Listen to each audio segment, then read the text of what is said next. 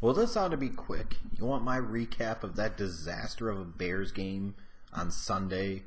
Here it is. The Eagles whooped that ass, 31-3. You can sum up the Bears' performance by their offense in the first half. Here's what they did offensively. 3 and out. Trubisky on the next drive, first play, throws an interception, which the Bears are fortunate enough to force Malcolm Jenkins to fumble and recover, so that way they can go right back to 3 and out, 3 and out, and 3 and out. They found a way in that game to get Jordan Howard 7 carries for a whopping 6 yards. Mitchell Trubisky threw 2 interceptions, and in general didn't look very good, didn't look very comfortable, and the defense missed Danny Trevathan quite a bit, as partially evidenced by Zach Ertz having the first 100-yard receiving game for any Eagles receiver, back, or tight end this season. And they will certainly miss Leonard Floyd, as the team got very little pass rush on Carson Wentz, and they only got home once for 1 sack throughout the whole game. This was what they call a grade A ass whooping. There's really... What else can you say? Did you think it was going to be anything else? The Bears with no real talent outside. A Bears team that's generally pretty predictable offensively, but just in general, they are overwhelmed with a rookie, inexperienced quarterback, with a coaching staff that doesn't know how to develop or cultivate a young quarterback, and then a defense that is missing some key pieces going up against one of the best offenses in the National Football League with a real bona fide MVP candidate and a true franchise quarterback. Haha, I told you all so, in Carson Wentz. This game, if anything else, should be an indication of what the Bears want to be and just how far they are away from it. How far they are away from it. It's not even close. Now, the funny thing is in the NFL, within 2 or 3 years, the Bears could potentially be in that position.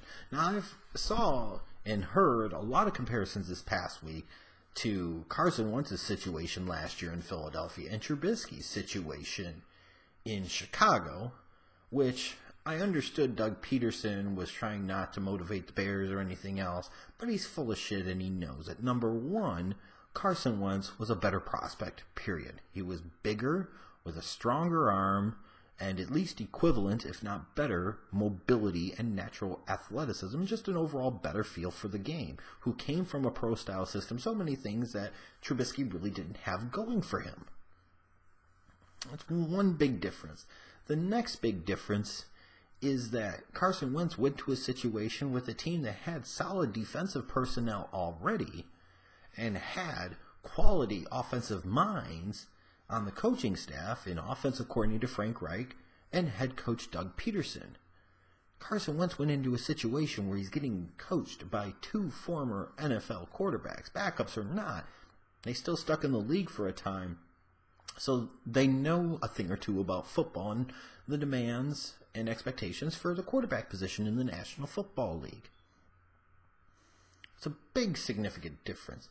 Not to mention you were talking about a John Fox, Dowell Loggins-led offensive philosophy, which is going to do everything they can to hide their young quarterback, which lacks originality, creativity, and once the team gets down by a little bit, they show real no attempt or desire to try and get back into things. It's like they give up kind of and they're just resigned to their fate.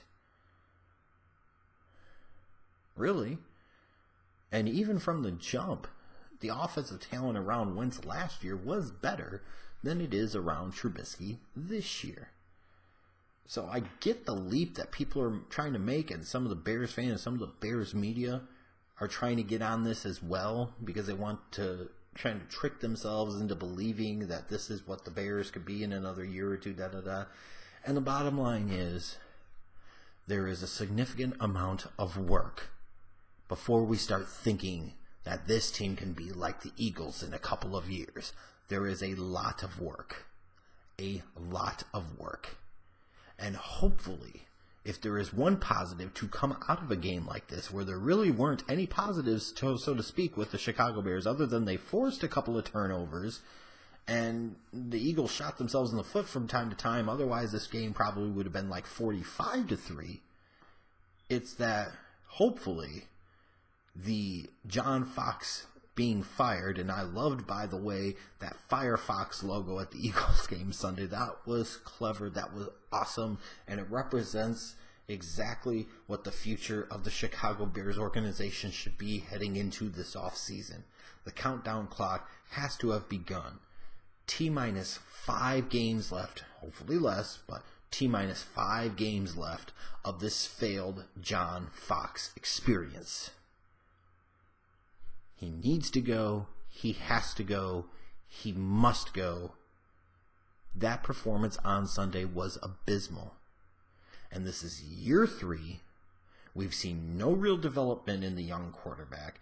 The defense didn't really show up. Sure, they're missing a couple of players, but the defense should have performed better. And the offense is a mess. And for a team that traditionally loves to be so conservative and loves to run the ball so much, they got the ball in their best offensive player's hands in his best role as a runner 7 times. 7 times. T-minus 5 games and counting.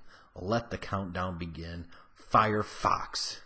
That should be what's on every Chicago Bears mind. This was embarrassing. This was a waste of 3 hours of my Sunday.